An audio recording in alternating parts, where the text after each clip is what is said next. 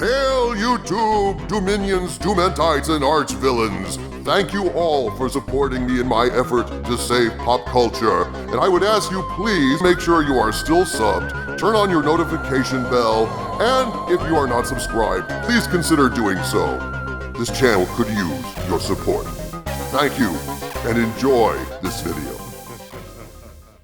My friends, there is a hashtag out there in the wilds of Twitter. Doomcock was right. Like a stitch in time saves 9 or get woke, go broke, cliches become cliches because they are proven true over and over again, and this is no exception. Time and time again, the leaks I have reported have been shown to be largely correct, and so it is with the Rise of Skywalker. Back in November and December of 2019, I was reporting that production of the Rise of Skywalker was a nightmare, with multiple versions, multiple reshoots, budget overruns, a lack of vision, and a modular script that made the final film of the Disney Star Wars trilogy little more than a make-your-own-adventure book assembled from narrative scraps and fragments in the editing room. Even J.J. Abrams, the cinematic antichrist, admitted it wasn't a good film. It was that bad. At the time, just as now, the simple-minded losers out there called me a liar. Now they are revealed to be liars. Liars, dupes, and shills by none other than Daisy Ridley herself. During an interview on September 8th, broadcast on Jimmy Kimmel Live, Ridley revealed the simple truth behind the production of Rise of Skywalker. There was no plan. There never was a plan. Even as far back as The Force Awakens, they didn't even know who Rey was. Let's listen to what Ridley told guest host Josh Gad and let her speak for herself. Can you imagine the creative bankruptcy of this? They had years to work this out, years to determine a narrative path for the Disney sequel trilogy. Is it any wonder that these characters rang so false? They weren't characters at all. They were hollow shells with no past and an uncertain future. More product placement ads for toys that never sold than authentic people that could inspire hope or move an audience to tears. Daisy Ridley has busted Lucasfilm for cinematic malpractice of staggering. Have you been keeping Rey's secret from the beginning? Did you know about the parentage? Tell me about that journey of when you found out. No. At the beginning, there was toying with like an Obi-Wan connection, and then it really went, there were like different versions, and then it really went to that she was no one. And then it came to episode 9, and JJ pitched me the film and was like, oh yeah, Palpatine's granddaddy. And I was like, awesome. And then 2 weeks later, he was like, oh, we're not sure. So it kept changing. So then even I was filming and I wasn't sure what the answer was going to be. Daisy Ridley has busted Lucasfilm for cinematic malpractice of staggering proportions. There had been no new Star Wars for many years. Audiences were hungry for it. As The Force Awakens revealed, even a mediocre knockoff of Star Wars composed of leftovers and scraps would do. Such was the appetite for more Star Wars. Disney knew this and paid over $4 billion for the rights to exploit that market. They hired the hack who had planted the seeds for the destruction of the Star Trek franchise because he looked good on paper, and they knew he'd play ball because recycling and mutilating the ideas of others was Abrams' modus operandi. And Disney got exactly what they wanted, an inferior knockoff of the original Star Wars movie that played it safe, felt familiar, and didn't surprise anyone except for how mendacious it was. It had everything Disney wanted for Star Wars, except for a coherent plan for the trilogy. That they did not have. And as I reported back in November and December, this lack of planning, this narrative malpractice, resulted in reshoot after reshoot, version after version, a ballooning budget that one source claims passed $600 million all told, and a staggering lack of cinematic coherence. Daisy Ridley said it best. At the beginning, there was toying with an Obi-Wan connection. There were different versions. Then it really went to, it was no one.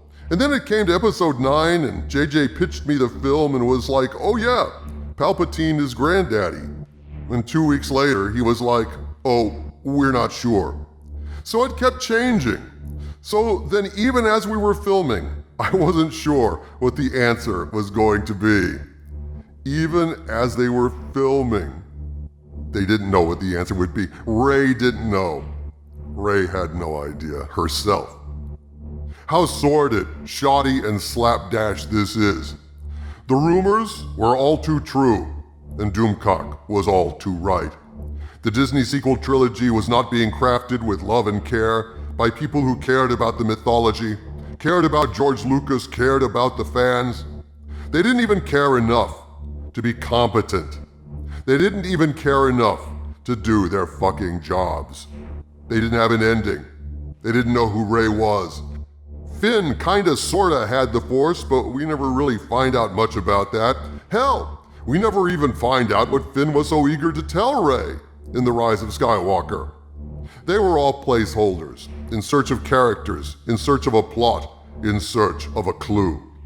My sources told me, as I've reported previously, that Palpatine became the villain late in the day.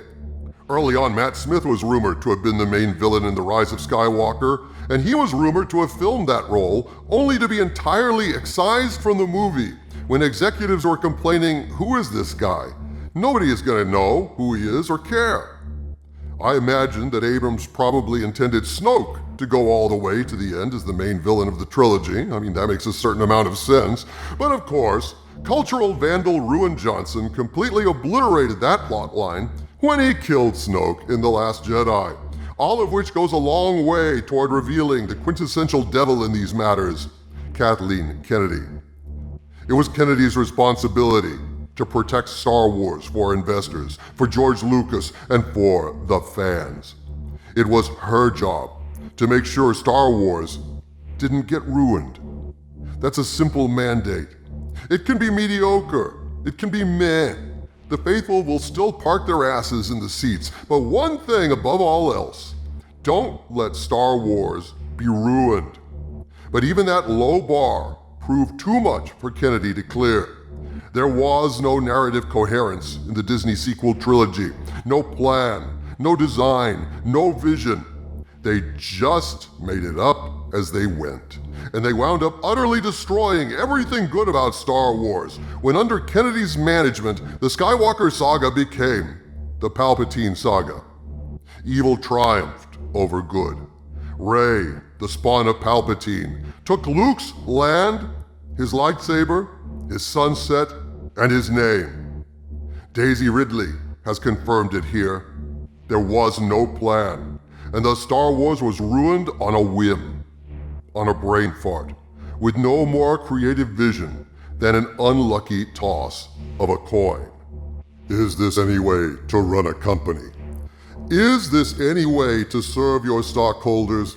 Is this any way to reward fans who have loved this franchise, this galaxy far, far away that George Lucas crafted from his imagination and his hopes and his dreams? Is this any way to handle Star Wars? I find this heartbreaking. I find it appalling. I find it unthinkable that a company would allow the crown jewel intellectual property that they own to be run into the ground in this way, so haphazardly, so carelessly, so callously. They can deny it all they want, but Daisy Ridley and common sense itself tells you that something went terribly, terribly wrong with the Disney sequel trilogy and in particular on The Rise of Skywalker. There can no longer be any doubt, people. This thing was an atrocity. At the beginning, there was toying with an Obi-Wan connection. There were different versions. Then it really went to it was no one. And then it came to episode 9 and JJ pitched me a film and was like, oh yeah, Palpatine is granddaddy. 2 weeks later, he was like, oh, we're not sure. I hate to say it, but I told you so. My sources were true. Doomcock was right. I just wish this once I had been wrong. From the center of the earth, this is Dictor Van Doomcock bidding you all, my friends, stay angry.